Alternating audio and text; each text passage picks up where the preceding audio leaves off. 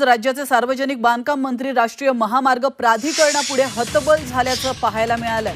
7 ते 8 महिन्यांपासून नाशिकमधून जाणाऱ्या पुलाचं सुशोभीकरण करण्याच्या सूचना दिल्या, मात्र दादा भुसेंचंच राष्ट्रीय महामार्ग प्राधिकरण ऐकत नसल्याचं स्वतः दादा भुसेंनी यावेळी सांगितलंय।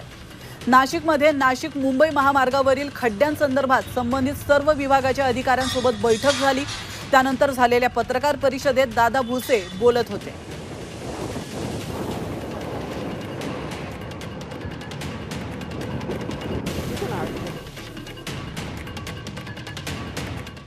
नाशिक शहरामध्ये जाणारा जो उड्डाण पूल आहे याचं स्वच्छता, याचं सुशोभीकरण मी गेल्या 7-8 महिन्यामध्ये 2-3 वेळेस बोललेलो आहे।